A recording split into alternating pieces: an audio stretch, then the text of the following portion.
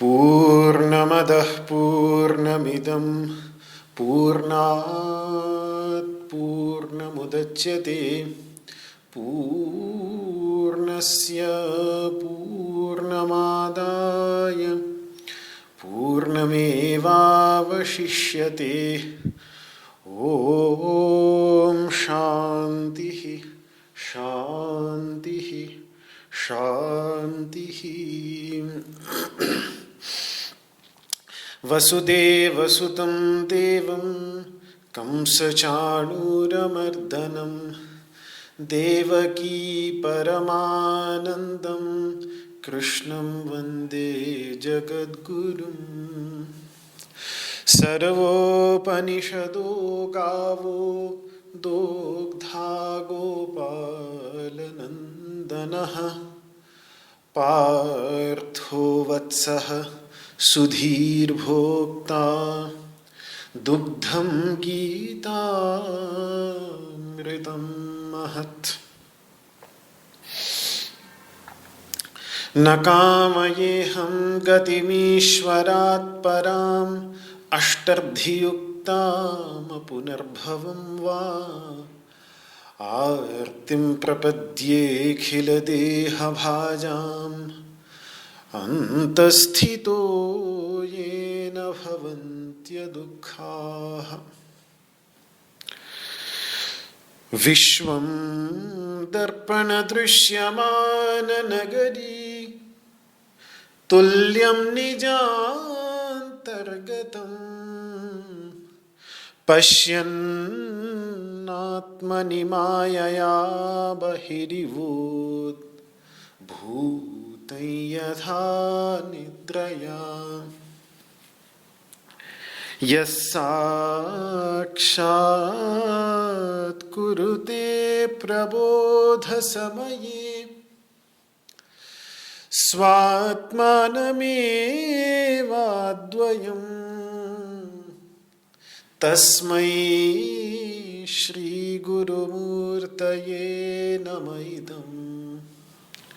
श्रीदक्षिणामूर्तये।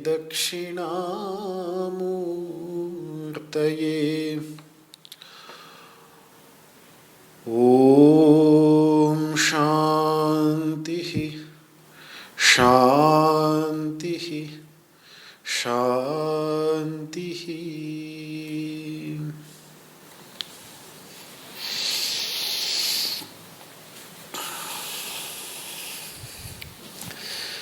ओम नमो भगवते वासुदेवाय। श्रीमद् भगवद गीता के सांख्य योग नामक दूसरे अध्याय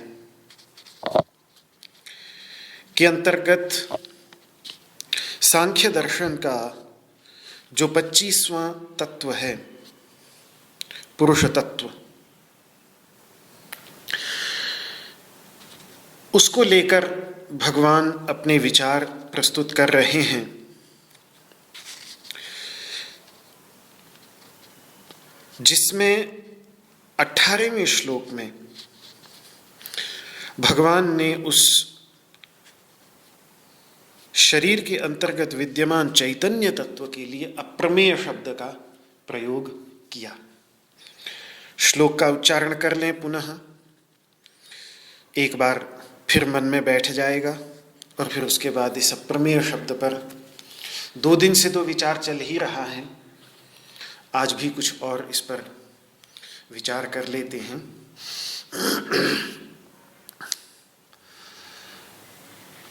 अंतवंत इमे देहा नित्यस्योक्ता शरीरिणः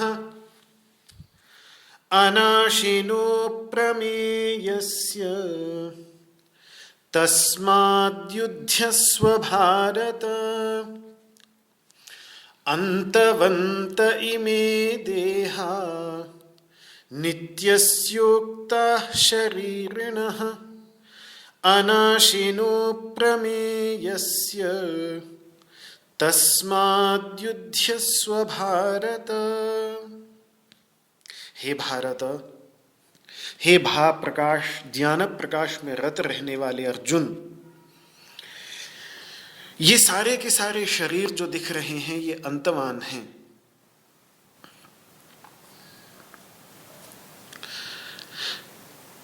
और ये कहे गए हैं उस शरीर के जो नित्य है, जो अविनाशी है और जो अप्रमेय है। इसलिए हे भारत, तुझे युद्ध में लगना चाहिए, अपने कर्तव्य में लगना चाहिए। तो शरीरी को यानी इस शरीर के अंतर्गत विद्यमान चैतन्य तत्व को भगवान ने अप्रमेय कहा।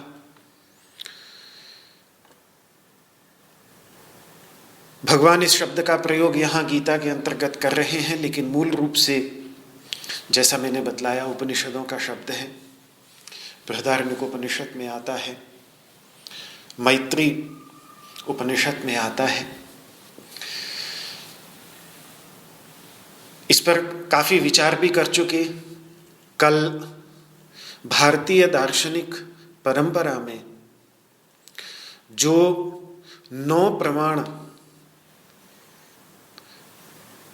अर्थात प्रमा अर्थात यथार्थ ज्ञान के साधन, उन 9 साधनों का भी विचार किया।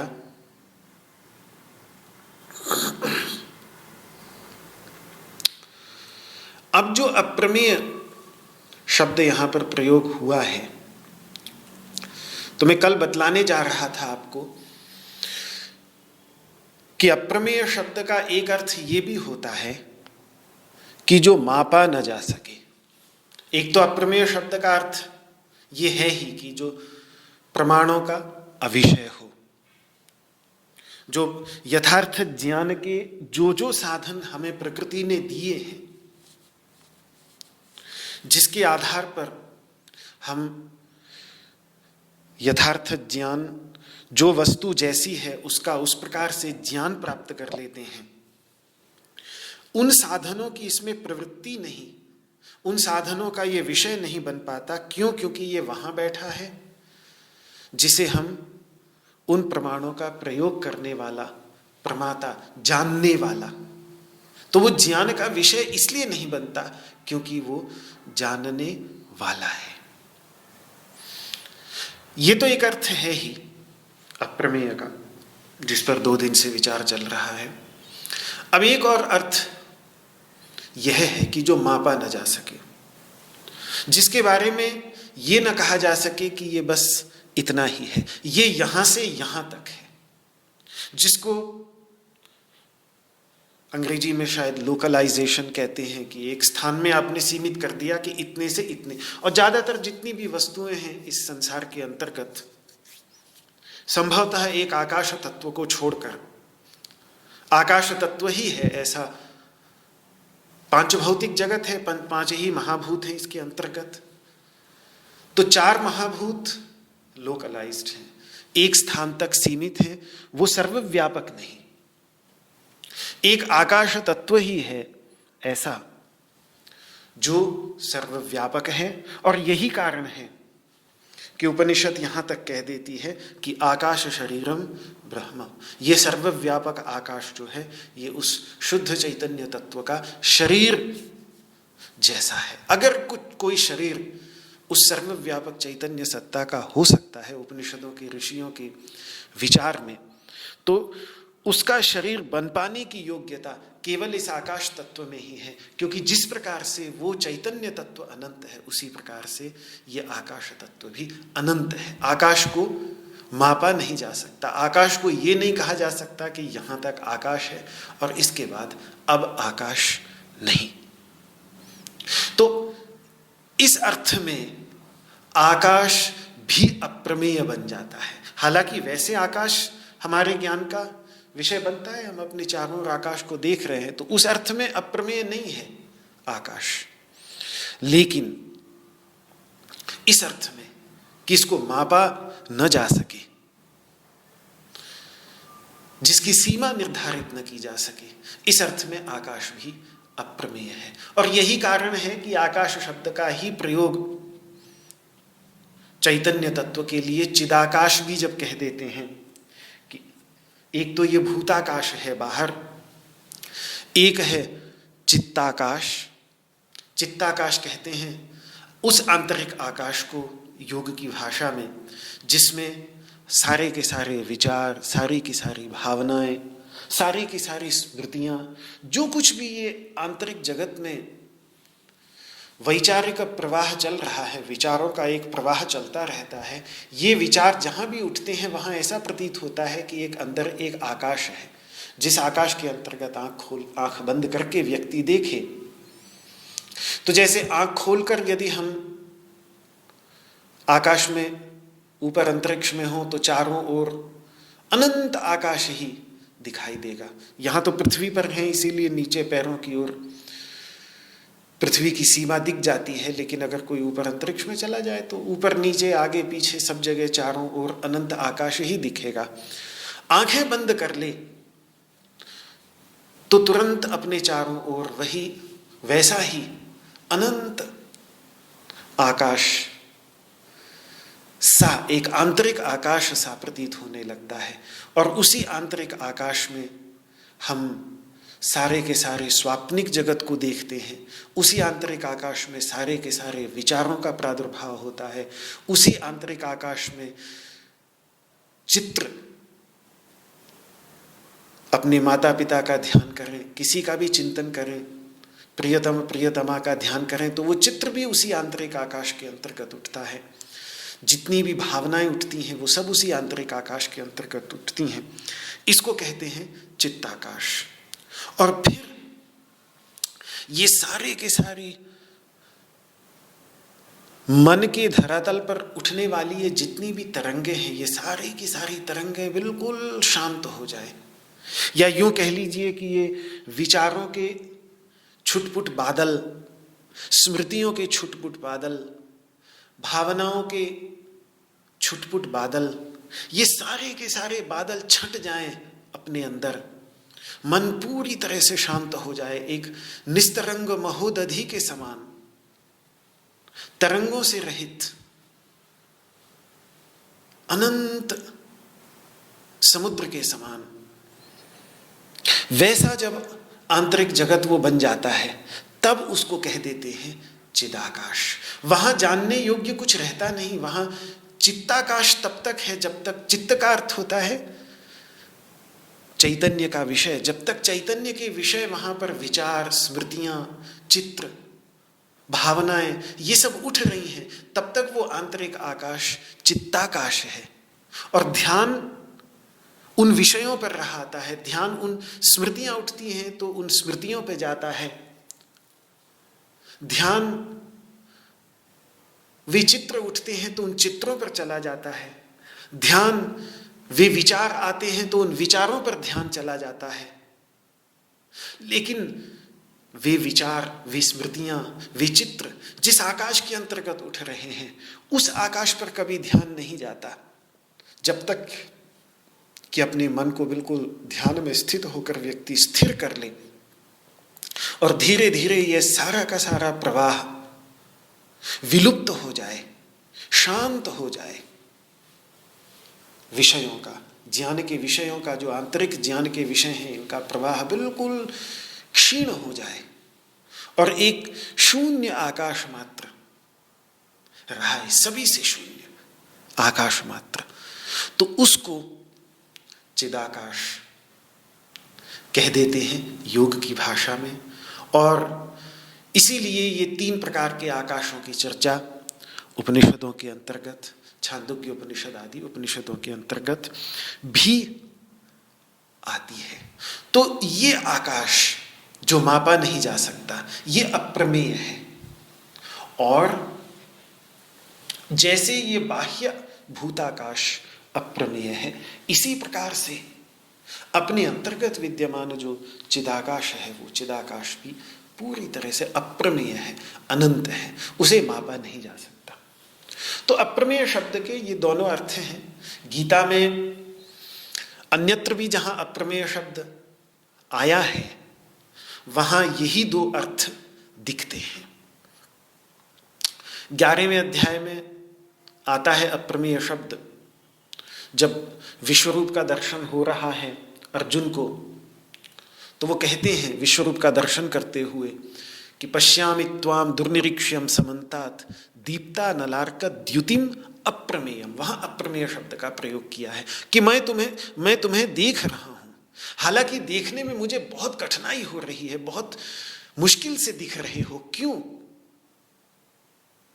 क्योंकि प्रदीप्त अग्नि की या सूर्य की ज्योति के समान इतनी चमक है उसके अंतर्गत, इतनी चमक है तुम्हारे अंतर्गत कि मैं तुम्हें देख तक नहीं पा रहा हूं इन आंखों से, मेरी आंखें चौधिया रही हैं। आप प्रभु अप्रमेय है। तो वहां देख रहा है आंखों से, फिर अप्रमेय कह रहा है, तो तात्पर्य ही वहां पर यह है कि आपकी यहां तक सीमा है, यहां जाकर आपकी इस विश्वरूप की सीमा यहां तक है, ऐसा निर्धारित नहीं हो सकता। ये विश्वरूप अनंत, जहां तक देख रहा हूं वहीं तक ही दिख रहा है, इसका कोई अंत नहीं, ये अनंत है, इसे मापा नहीं जा सकता, इसकी सीमा निर्धारित नहीं की जा सकती कि ये इतना ही है। तो वहां अप्रमेय शब्द का अर्थ यही है, अनंत, जिसे मापा न जा सके। हालांकि फिर कुछ ही श्लोकों के बाद जब विश्वरूप दर्शन का दर्शन कर लेने के बाद वो भगवान श्री कृष्ण से क्षमा प्रार्थना करते हैं कि हे प्रभु, मैं तो ये समझे बैठा था कि आप मेरे मित्र हैं, मेरे सखा हैं, मैं आपकी महानता को पहचान नहीं पाया, तो मैंने कभी मजाक में उठते बैठते खाते पीते आपका हंसी मजाक उड़ा दिया, आपका असत्कार कर दिया, कभी अकेले में पीछे से किया, कभी सामने भी किया, तो उस सब के लिए मैं आपसे क्षमा चाहता हूं। आप तो वो अप्रमेय तत्व हैं प्रभु। तो फिर दोबारा जब वो अप्रमेय शब्द का प्रयोग अर्जुन वहां पर करता है, एक भगवान श्री कृष्ण से क्षमा मांगते हुए, भगवान श्री कृष्ण के वास्तविक स्वरूप का निरूपण करते हुए, विश्वरूप का निरूपण करते हुए नहीं, अपितु वास्तविक स्वरूप का, क्योंकि विश्वरूप से भी अतीत विश्वरूप तो विराट स्वरूप है, उसके ऊपर उनका सूत्रात्मा का स्वरूप है, सूत्रात्मा के स्वरूप के ऊपर भी अंतर्यामी का स्वरूप है, और फिर अंतर्यामी स्वरूप के ऊपर भी उनका एक समस्त उपाधियों से विनिर्मुक्त शुद्ध चैतन्य स्वरूप है, जिसके लिए अर्जुन अप्रमेय शब्द का प्रयोग कर रहा है। दोबारा जब 11वें अध्याय में करता है, तो वो दूसरी बार जब अप्रमेय शब्द का प्रयोग करता है, तब इस अर्थ में करता है कि समस्त प्रमाणों से जो अतीत है, बल्कि प्रमाता के रूप में, जानने वाले के रूप में सभी प्राणियों के अंतर्गत विद्यमान है वो तत्व। तो दोबारा जब वो अप्रमेय शब्द का प्रयोग 11वें अध्याय में करता है, तो वहां उसका अर्थ होता है समस्त प्रमाणों का अविषय।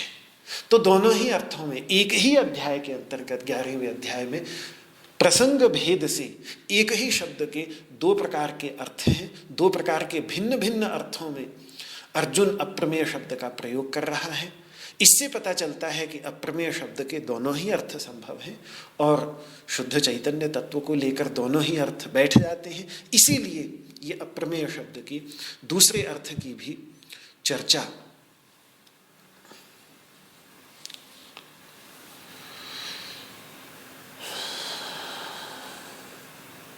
मैं कर रहा हूं।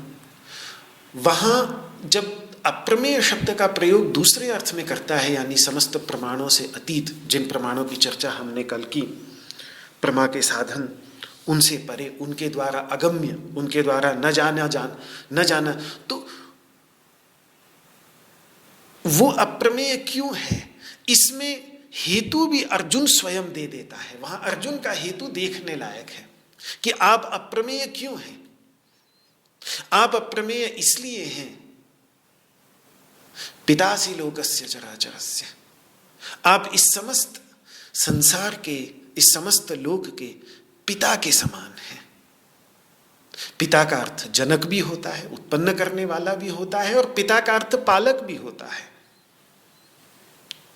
तो जैसे हमारे माता पिता हमारे लिए अप्रमेय हैं, क्योंकि उनके तो न जाने कितने साल हमारे पैदा होने से पहले निकल चुके हैं।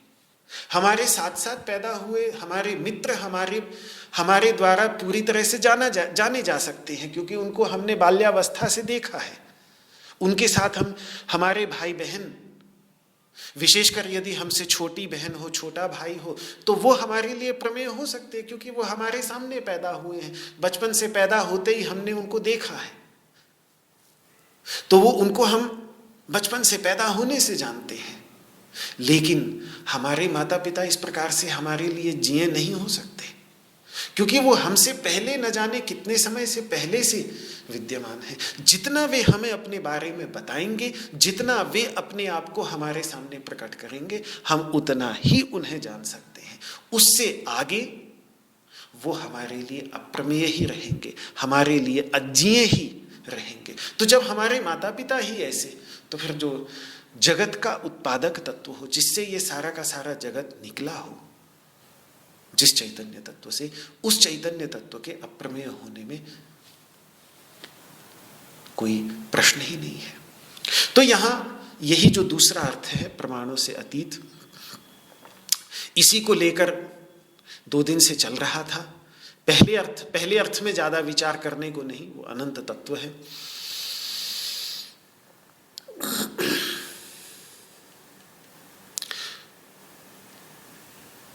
तो अप्रमेय का विचार करते हुए स्वयं प्रकाशत्व का भी विचार मैं आपके सामने प्रस्तुत कर चुका हूं कि यदि इसमें प्रमाण नहीं, यदि यह अप्रमेय है, यदि इसकी सिद्धि में कोई प्रमाण दिया नहीं जा सकता, तो फिर इसकी सिद्धि कैसी होगी। तो केवल इसका प्रमाण नहीं मांगा जा सकता ऐसा नहीं, इसमें कोई प्रमाण दिया ही नहीं जा सकता, क्योंकि ये वो है जो सारे के सारे प्रमाण मांग रहा है, जो प्रमाणों का सहारा लेकर सारे के सारे विषयों को जान रहा है। ये वो चैतन्य तत्व है।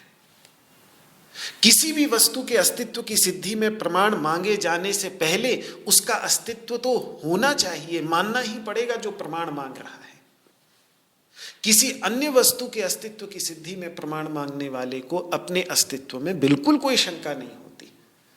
वह कभी भी अपने अस्तित्व की सिद्धि में प्रमाण नहीं मांगता, बल्कि यह कहता है कि अगर ये वस्तु है तो मुझे दिखनी चाहिए। यही तो है प्रमाण। कहते हैं ना हम, अगर ईश्वर है तो मुझे दिखना चाहिए, अगर नहीं दिख रहा है तो नहीं है। तो वहां तुरंत ये प्रश्न क्यों नहीं उठा देते कि तुम कौन हो भैया, तुम ईश्वर के अस्तित्व की सिद्धि में प्रमाण मांग रहे हो, अपने अस्तित्व की सिद्धि में क्यों नहीं तुमने कभी प्रमाण मांगा। वह अपने अस्तित्व को बिना किसी प्रमाण के पहले से ही मान बैठा है।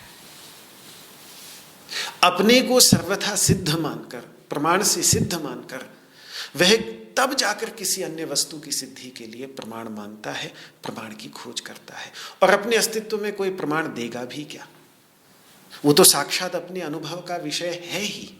उसके लिए, अपने अस्तित्व की सिद्धि के लिए न हमें आंख से अपने आप को देखने की जरूरत पड़ती है, न कान से अपने आप को सुनने की जरूरत पड़ती है, न त्वचा से अपने आप को छूने की जरूरत पड़ती है, और न नासिका से अपने को सूंघने की आवश्यकता पड़ती है, और न रसना से अपने को चखने की आवश्यकता पड़ती है। ये जो मैं चैतन्य तत्व हूँ, जो इस संपूर्ण जगत का अनुभव कर रहा हूँ, इन सब इंद्रियों के माध्यम से उसको जानने के लिए मुझे इन इंद्रियों की कोई आवश्यकता नहीं पड़ती।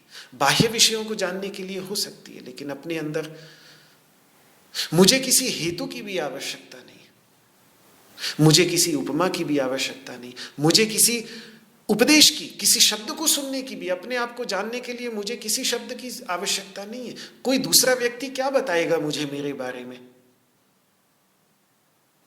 मैं तो अपने को जानता ही हूं।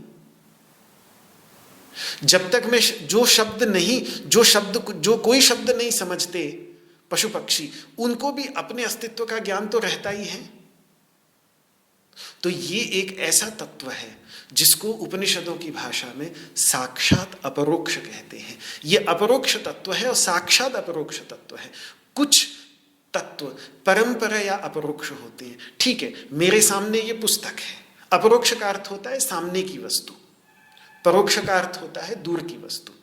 जैसे आप सब चूंकि बहुत दूर हैं, तो आप सब मेरे लिए इस समय परोक्ष हैं, मेरी आंखों के सामने नहीं है, मेरे लिए परोक्ष है।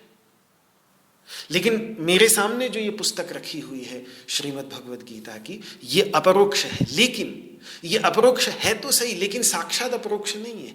क्यों? क्योंकि इसमें फिर भी मुझे इस पुस्तक का भान होने के लिए मुझे फिर भी इंद्रियों के माध्यम की आवश्यकता है। मुझे आंख की जरूरत है। आंख से देखता हूं तब मुझे ये पुस्तक अपरोक्ष होती है। हाथ से छूता हूं, स्पर्शेंद्रिय से छूता हूं, तब ये पुस्तक मुझे अपरोक्ष होती है। आंख ना हो, हाथ भी ना हो, तो भी चलो सूंघ लूंगा, तो बहुत पुरानी पुस्तक है, तो पुरानी पुस्तक की एक अपनी अलग ही सुगंध होती है। तो वो सुगंध सूंघ के मैं समझ जाऊंगा कि हाँ, ये मेरी पुस्तक है। तीनों ही स्थितियों में ये भी नहीं किसी दूसरे ने शब्द से कह दिया कि आपकी पुस्तक यहीं रखी हुई है, और मुझे ज्ञान हो गया कि मेरी पुस्तक यहीं रखी हुई है। इस परिस्थिति, इन सभी परिस्थितियों में मुझे अपरोक्ष हुआ, तो अपरोक्ष होने में किसी न किसी प्रमा के साधन की आवश्यकता पड़ी।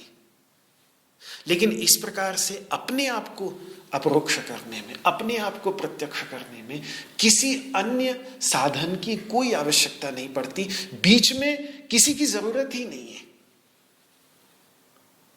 अपने आप को जानने में बीच में किसी की भी जरूरत नहीं है। न किसी इंद्रिय की आवश्यकता है, न किसी अनुमान, कोई इसमें अनुमान भी करने के, अनुमान लगाने की भी कोई आवश्यकता नहीं है कि मैं चूंकि ऐसा है इसलिए मैं हूं। कोई नहीं अपना अनुमान लगाता, वो तो साक्षात प्रत्यक्ष हो रहा है। और न किसी अन्य से सुनने की आवश्यकता है अपने विषय में। हम सब अपने आप को जानते हैं। इसीलिए उपनिषद, जब बहुत सुंदर प्रसंग है ये, महर्षि उशस्त चाक्रायण और महर्षि याज्ञवल्क्य का संवाद हो रहा है। महाराजा जनक मिथिलापति, जो उस समय, वो एक ऐसा समय था जब बिहार ज्ञान की बहुत उपजाऊ भूमि, पहले ज्ञान की उपजाऊ भूमि बना सिंधु घाटी का इलाका, जहां तक्षशिला जैसे महान विश्वविद्यालयों की स्थापना हुई, चाणक्य जैसे महान अर्थशास्त्री हुए। एक वो इलाका बहुत, और चाणक्य तो खैर बहुत बाद में हुए, मैं बहुत पुराने समय की बात कर रहा हूं, क्योंकि वेदों का भी संभवतः इलाका जो है, वो जो भूमि प्रतीत होती है, यही गंगा और सिंधु की घाटी के बीच का जो ये इलाका है, पूरब में गंगा, पश्चिम में सिंधु, उसी के बीच के इलाके के ही प्रदेश अधिकतर दिखाई देते हैं। वेदों के अंतर्गत जो भौगोलिक जानकारी मिलती है वो अधिकतर इसी प्रदेश की है।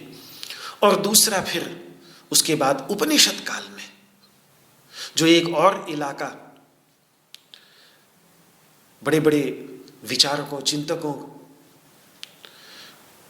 के रहने के स्थान के रूप में निकल कर आता है, वो है ये आधुनिक काल में जिसको बिहार कह देते हैं, प्राचीन काल में जिसको मिथिला कह देते थे, साकेत कह देते थे, साकेत यानी जो अयोध्या है, और मगध जिसको कह देते थे, पाटलिपुत्र इत्यादि, पटना जिसको अब कह देते हैं।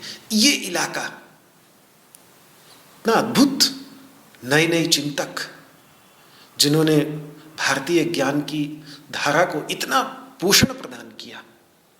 और उसी में ही फिर हम देखते हैं कि इसीलिए फिर वो बिहार के इलाके में बुद्ध जैसे महान ध्यानी और वर्धमान महावीर जैसे महान तीर्थंकर, ऐसे ऐसे वो उसी जमीन की उपज थी जो वैदिक महर्षियों ने तैयार की। तो ये महर्षि याज्ञवल्क्य और महर्षि उशस्त चाक्रायण का जो ये संवाद है, जहाँ उशस्त चाक्रायण और उशस्त चाक्रायण पूछ रहा है प्रश्न यहाँ पर, लेकिन उशस्त चाक्रायण अपने आप में बहुत बड़ा ज्ञानी है। तो एक बहुत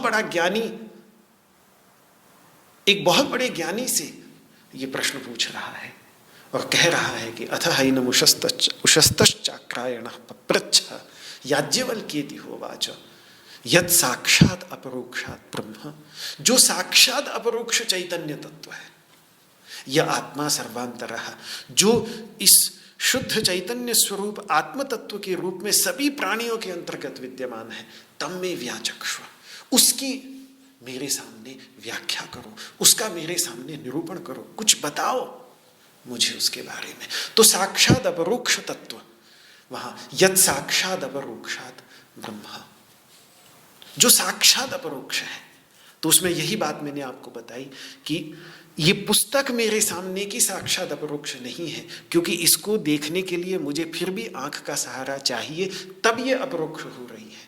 लेकिन जो चैतन्य तत्व है, उस चैतन्य तत्व का अपरोक्ष करने के लिए किसी भी बीच में कोई मीडियम, कोई माध्यम चाहिए ही नहीं, मुझे जरूरत ही नहीं है मुझे, क्योंकि वो स्वयं प्रकाश तत्व है। जैसे दीपक को जानने के लिए किसी अन्य दीपक की बाकी जितनी भी वस्तुएं हैं उन सभी को जानने के लिए दीपक की जरूरत पड़ सकती है, प्रकाश की जरूरत पड़ सकती है, लेकिन प्रकाश को देखने के लिए किसी दूसरे प्रकाश की जरूरत नहीं। इसी प्रकार से इस अपने अंतर्गत विद्यमान तत्व का साक्षात्कार करने के लिए अन्य किसी की भी आवश्यकता नहीं। तो एक बहुत प्राचीन आचार्य हैं, उनका एक बहुत सुंदर श्लोक है कि देखो, जो चैतन्य तत्व प्रमाण की भी सिद्धि करता है, प्रमा के साधनों की भी सिद्धि करता है, जहां प्रमाण नहीं है उसको भी जानता है, और कहां यथार्थ ज्ञान नहीं बल्कि अज्ञान है उसकी भी जी सिद्धि करता है, जिसके अस्तित्व के, जिसके प्रकाश में इन तीनों की, प्रमाण की, अप्रमाण की और प्रमाणाभास की, इन तीनों की जिसमें सिद्धि होती है, उसकी असंभावना कैसे, तदसंभावना कुतः, वो उसकी असंभावना कैसे मानी जाए। वो असंभव, सारे प्रमाणों की सिद्धि उसी से, कोई प्रमाण नहीं कि इसमें कोई भी प्रमाण नहीं है, ये निर्णय कौन करता है। जहां जैसे कोई मृग तृष्णा में जल है तो वो दिख रहा है, लेकिन उसके अस्तित्व की सिद्धि में कोई प्रमाण नहीं है, तो कौन निर्णय कर रहा है कि कोई प्रमाण नहीं। ये जो निर्णय कर रहा है कोई प्रमाण नहीं, ये उसकी बात है। और कहीं अगर गलत प्रमाण दिख रहा है लेकिन वास्तव में प्रमाण है नहीं, इसका निर्णय करने वाला, जैसे उदाहरण के लिए मैं अपनी बात बताऊं तो जब मैं बाली में था तो कुछ ही दिन पहले वहाँ जो चिंतामणि पर्वत है, उसमें से धुआं निकलने की खबर, वहाँ तो ज्वालामुखी बहुत है, 4 प्रदीप्त ज्वालामुखी हैं, समयानुसार कभी भी फट पड़ते हैं, पता नहीं चलता। तो सैकड़ों लोग मर भी जाते हैं, 100-125 साल में घटना इस प्रकार की घटती रहती हैं वहाँ पे। तो उन दिनों कुछ धुआं निकला था उसमें, तो अखबार में पढ़ लिया था, दिमाग में था बैठा हुआ। उस दिन जिस दिन गए वहाँ चिंतामणि की घाटी में, तो कुछ जैसे कोई बादल का टुकड़ा या कुछ धुंध जैसी वहाँ ऊपर बादल की चोटी पर थी, उसकी पहाड़ की चोटी पर थी। तो मैं और हम सब जितने भी थे, सबको लगा कि आज फिर से धुआं निकल रहा है, मतलब खतरा है, जाना ठीक नहीं, ऐसा लगा हमको। तो थोड़ा सबके अंतर्गत भय का वातावरण बना। थोड़ी देर बाद वो बादल का टुकड़ा आगे चला गया, तो समझ में आ गया कि ये धुआं नहीं है, ये वास्तव में बादल का टुकड़ा है, ये कोई उसमें से धुआं नहीं निकल रहा है, तो कोई चिंता वाली बात नहीं है। तो पहले लगा कि जो हमने ज्ञान प्राप्त किया वो ज्ञान सही था, लेकिन बाद में ये निश्चय हुआ कि नहीं, ये धुआं नहीं, धुएं को लेकर जो हम अग्नि की कल्पना कर रहे थे, वहां पर अनुमान लगा रहे थे, वो धुआं वास्तव में था ही नहीं। वहां जो धुआं था वो वास्तव में या तो कोई बादल का टुकड़ा था, या वैसे जिसको मिस्ट यानी कोहरा कह देते हैं, पानी, वो कोई कोहरा, सुबह सुबह का कोहरा रहा होगा, धुआं नहीं रहा होगा। तो ये जो बाद में निर्णय हुआ कि ये यथार्थ ज्ञान नहीं बल्कि ज्ञानाभास है, ये निर्णय किसने किया?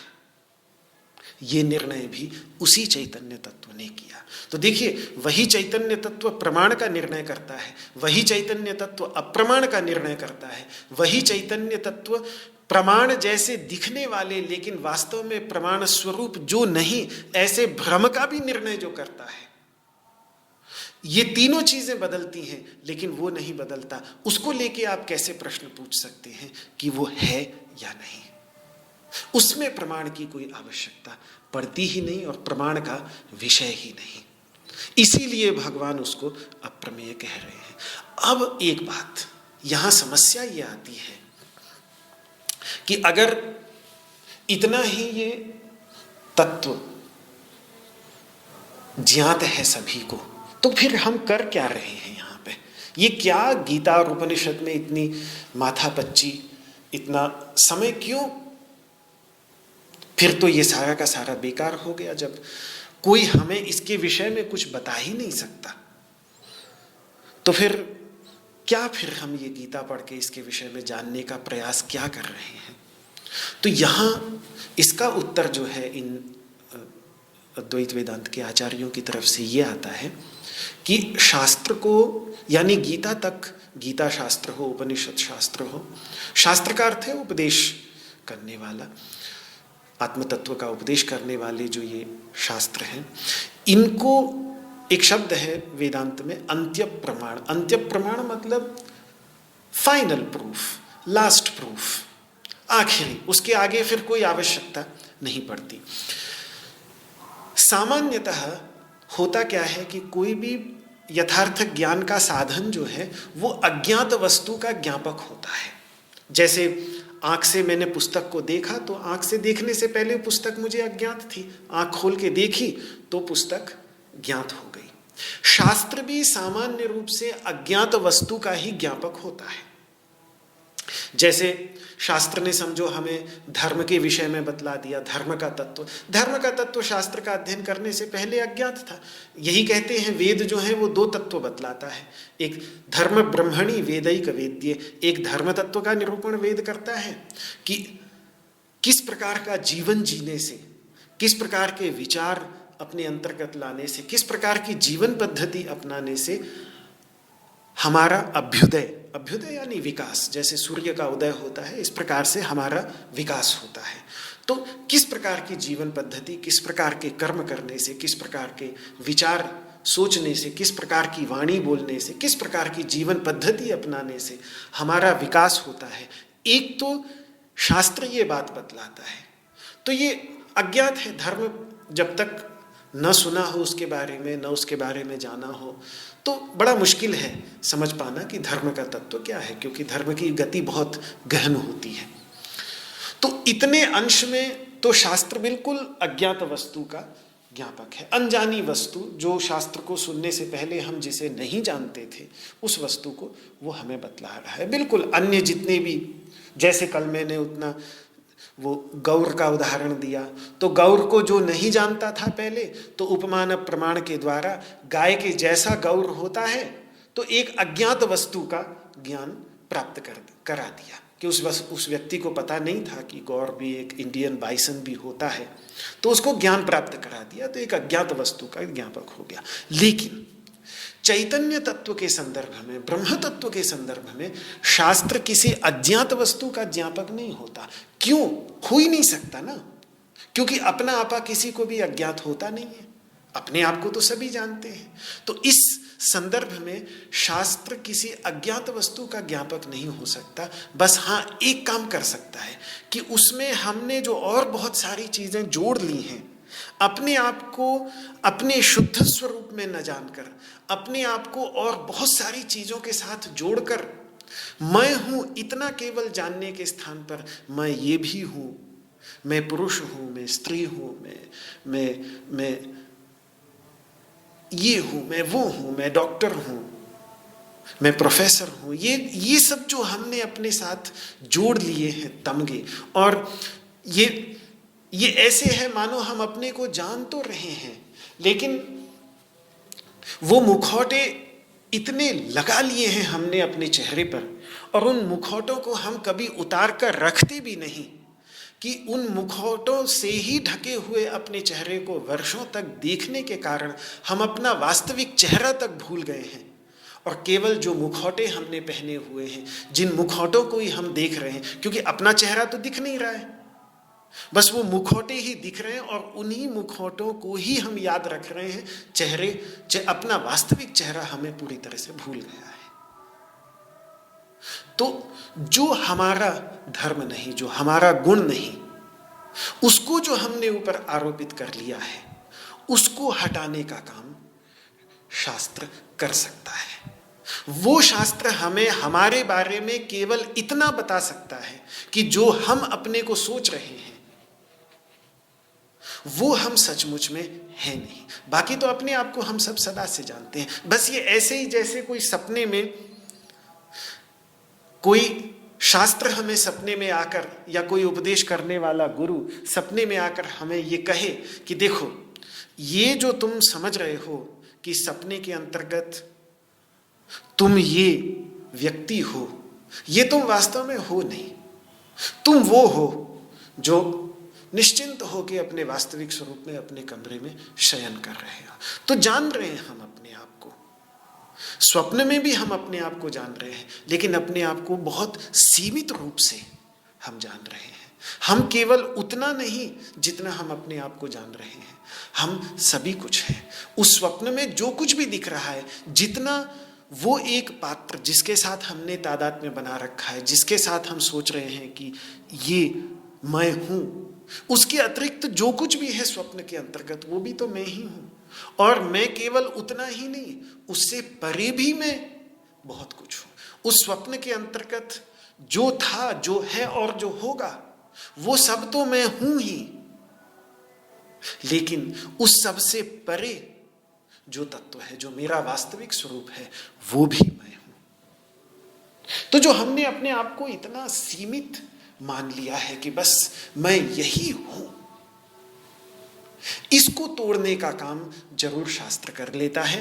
बाकी हमें अपने आप को बताने का काम शास्त्र कभी कुछ नहीं कर सकता, क्योंकि उस चैतन्य तत्व में अपने वास्तविक स्वरूप में अज्ञात जैसा कुछ है नहीं।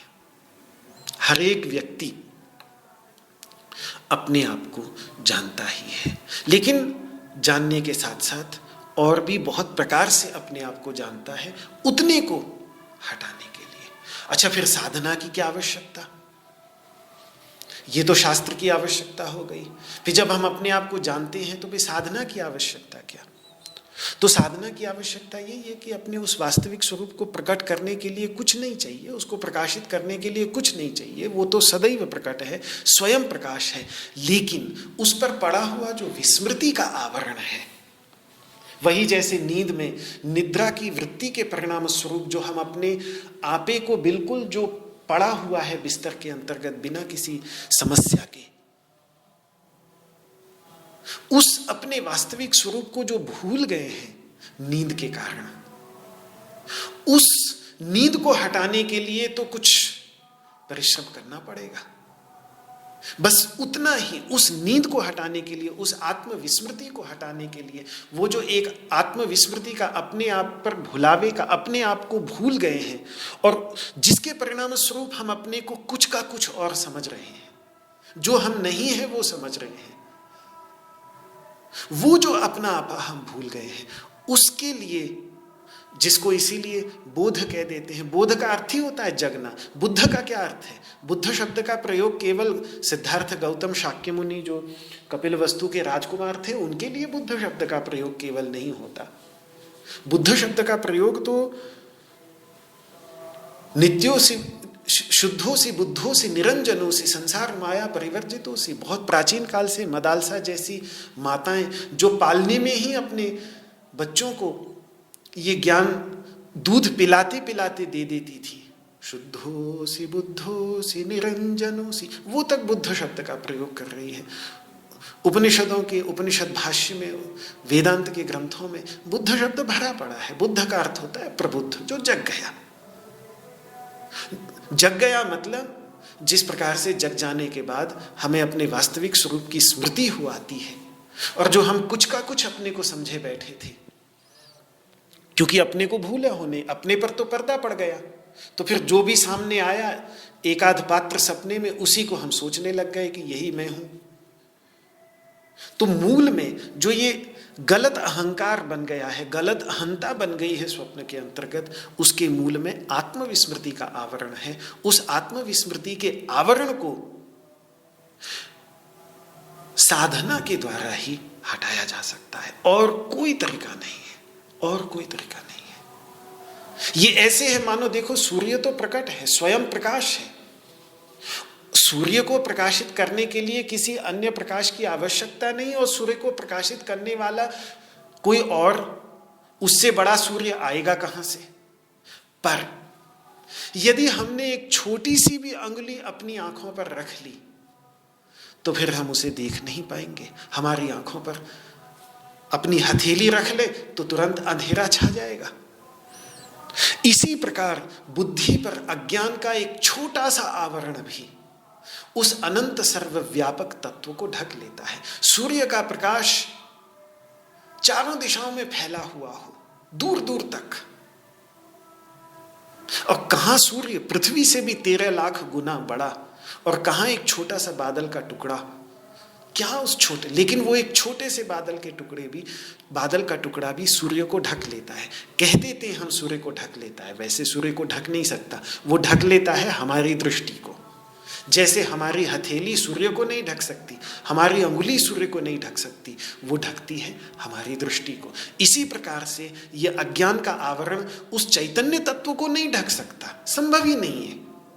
वो चैतन्य तत्व तो इस अज्ञान को भी प्रकाशित करने वाला वो चैतन्य तत्व है। सुषुप्ति में अनुभव होता है इस वस्तु का, कितने बार हम चर्चा कर चुके हैं, इस बात का अनुभव होता है। तो ये तो आदित्य वर्णम तमसः परस्तात्, जो वेद कह रहा है कि वेदा हमेतम पुरुषम महांतम आदित्य वर्णम तमसः परस्तात्, में आदित्य के समान प्रकाश, तम से परे, अंधकार से परे जो वो आदित्य के समान प्रकाशमान तत्व है, उसका साक्षात्कार मुझे हो चुका है, ऐसा वेद का ऋषि कह रहा है। तो उस सूर्य को कैसे, उस शुद्ध चैतन्य स्वरूप तत्व को कैसे अज्ञान का आवरण ढक सकता है? कभी भी नहीं ढक सकता। लेकिन ढक लेता है हमारी बुद्धि को, हमारे मन को, हमारे अंतःकरण को। जैसे एक छोटी सी हथेली भी हमारी आंख को ढककर सूर्य को, पृथ्वी से भी 13 लाख गुना बड़े सूर्य को ढक लेती है, इसी प्रकार से वो छोटा सा अज्ञान का आवरण उस सर्वव्यापक चैतन्य सत्ता को भी ढक लेता है, बुद्धि को ढककर। हमारे अंतर्गत जो ये उपकरण है, इंटेलेक्ट, जिसको अंग्रेजी के अंतर्गत कह देते हैं, संस्कृत में बुद्धि कह देते हैं, जिसके द्वारा हम इन समस्त बाह्य जगत के पदार्थों का बोध, ज्ञान प्राप्त करते हैं, उसको वो अज्ञान ढक लेता है। बस उसी को ही वो ढक सकता है, उसके सिवा किसी को नहीं ढक सकता। तो जैसे फिर उस बादल के टुकड़े को उड़ा ले जाने के लिए हवा के एक झोंके की आवश्यकता पड़ती है, या चिमनी पर जमी कालिख को हटाने के लिए थोड़ा तो परिश्रम करना ही पड़ता है, इसी प्रकार से इस अंतः प्रकाश के ऊपर जो आवरण है, उस आवरण को हटाने के लिए, उस पर्दे को हटाने के लिए भी कुछ तो साधना करनी ही पड़ती है। और जैसे ही व्यक्ति आसनों के माध्यम से आसनाभ्यास करके अपने शरीर को स्थिर कर लेता है, शरीर के अंतर्गत एक स्थिरता आ जाती है और द्वंद्वों के प्रभाव से, ये सब चर्चा हम कर चुके हैं, द्वंद्वों के प्रभाव से अपने को ऊपर, तो द्वंद्व की लहरें आती भी हैं तो उन लहरों में वो झूलता नहीं, बल्कि वो लहरें उसके अंतर्गत उसके नीचे से निकल जाती हैं और उसकी स्थिरता ज्यों की त्यों बनी रहती है। ये स्थिरता जब आ जाती है तो उसके बाद व्यक्ति जब प्राणायाम का अभ्यास करता है तो बहुत सुंदर बात महामुनि पतंजलि वहाँ कहते हैं, ततः क्षीयते प्रकाशावरणम। उसके बाद ये जो अंतः प्रकाश है, अंतस्थल में जो चैतन्य का प्रकाश है, इस चैतन्य का प्रकाश के ऊपर जो वो आवरण अविद्या का, अज्ञान का जो वो पर्दा है, वो पर्दा धीरे धीरे भीना होने लगता है। धीरे धीरे जैसे जैसे फिर वो पर्दा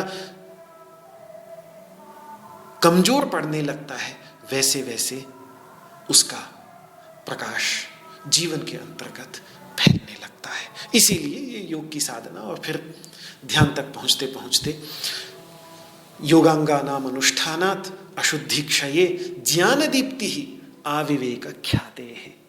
जो 8 अंग हैं योग के, उनका व्यक्ति जैसे जैसे अभ्यास करता चला जाता है, योगांगानाम अनुष्ठानात् अशुद्धि क्षय, तो वो धीरे धीरे वो जो अशुद्धि है, वो जो आवरण है, जो वो गंदगी है, जैसे चिमनी पर जमी हुई कालिख है, उस कालिख के समान जो ये कालिख जमी हुई है अंतःकरणों के ऊपर, मन बुद्धि अहंकार और चित्त के ऊपर जो कालिख जमी हुई है, वो कालिख जैसे जैसे हटने लगती है, वैसे वैसे वो ज्ञान का प्रकाश प्रकाशित होने लगता है और जैसे जैसे कालिख हटेगी वैसे वैसे प्रकाश बढ़ता चला जाएगा। और जब जमी हुई कालिख सारी की सारी बिल्कुल हट जाएगी, तब वो विवेक ख्याति, वही बात जिसकी चर्चा मूल रूप से मैं श्रेय के प्रसंग में, जब अर्जुन का ये प्रश्न उठता है कि परम श्रेय मेरे लिए क्या है प्रभु, वो आप मुझे बताइए, तो उसके उत्तर में परम श्रेय जो सांख्य दर्शन देता है वो विवेक ख्याति,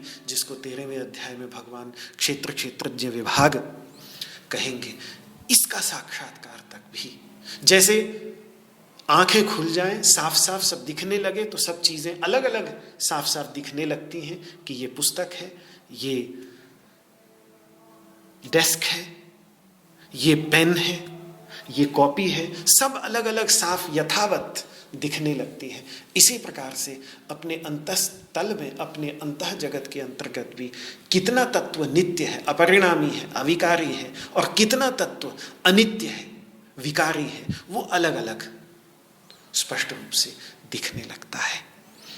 जैसे जैसे इसी को ही बोध कह देते हैं, इसी को ही जो इस बोध को प्राप्त कर लेता है उसको बुद्ध कह देते हैं। तो दूसरे शब्दों में कहें कि साधना सूर्य को उदय करने के लिए नहीं की जाती। सूर्य तो उदय है ही, और सूर्य को उदय कर कौन सकता है, लेकिन जिस समय सूर्य का उदय हो रहा है उस समय हम जगे हैं कि नहीं, ये प्रश्न है।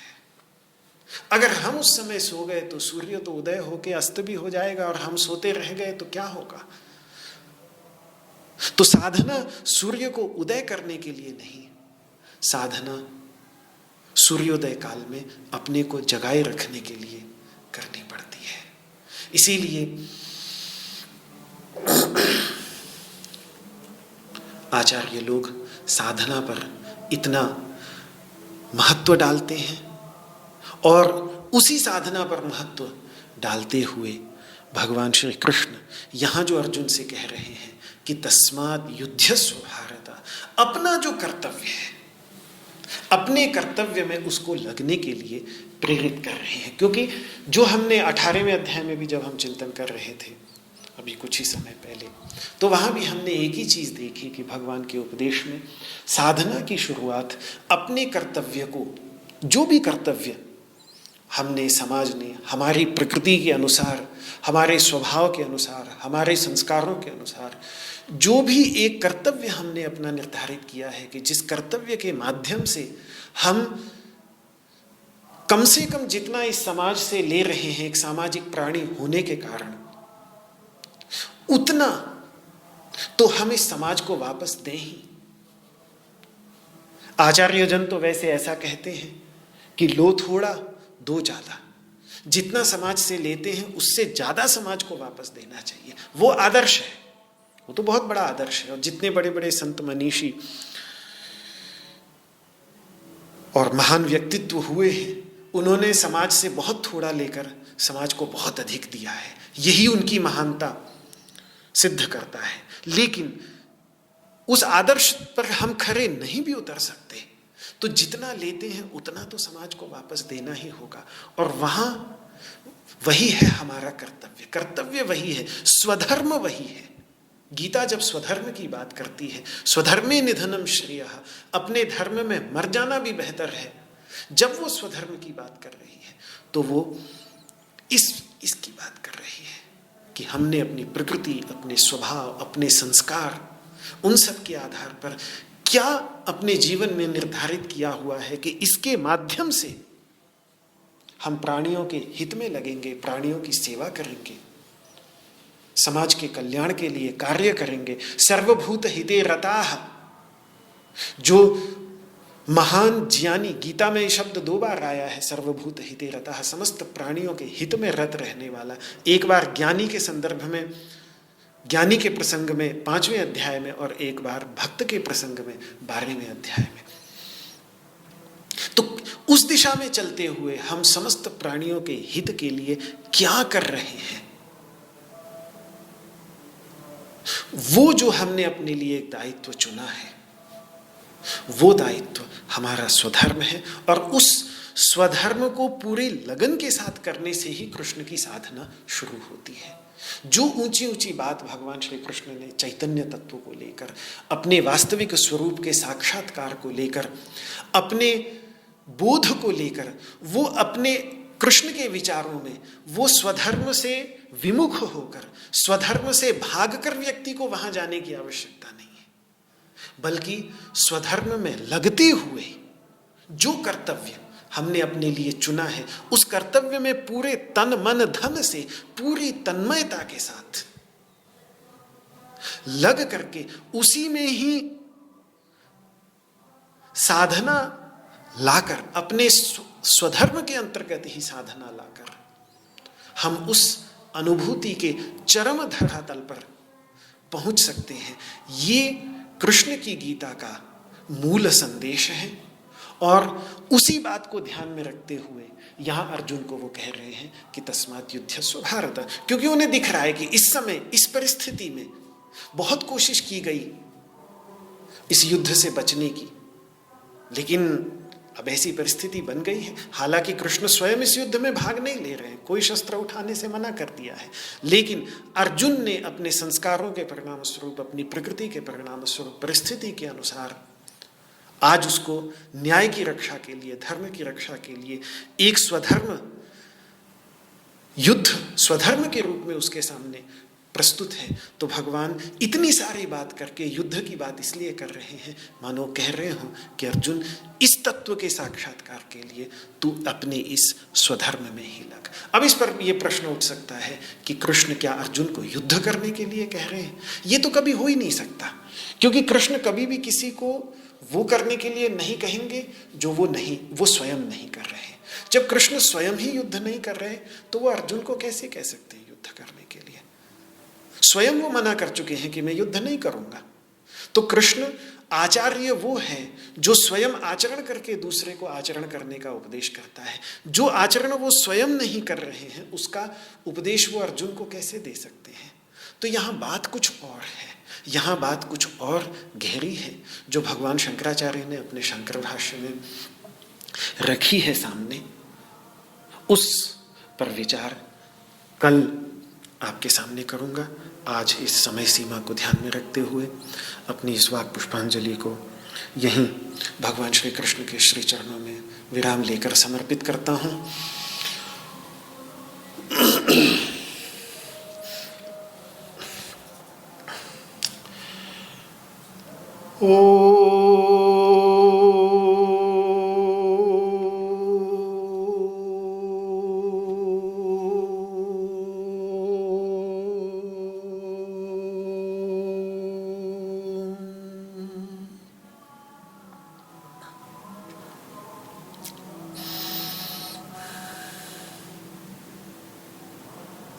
सर्वे भवन्तु सुखिनः, सर्वे सन्तु निरामयाः, सर्वे भद्राणि पश्यन्तु, मा कश्चित् दुःखभाग् भवेत्।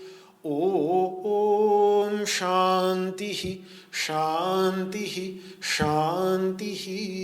न त्वहं कामये राज्यं न स्वर्गं न पुनर्भवं, कामये दुःखतप्तानां प्राणिनामार्तिनाशनं। श्री कृष्णार्पणमस्तु। आपको मेरा हाथ जोड़ करके सादर नमन। जय श्री कृष्ण, जय श्री कृष्ण, जय श्री कृष्ण।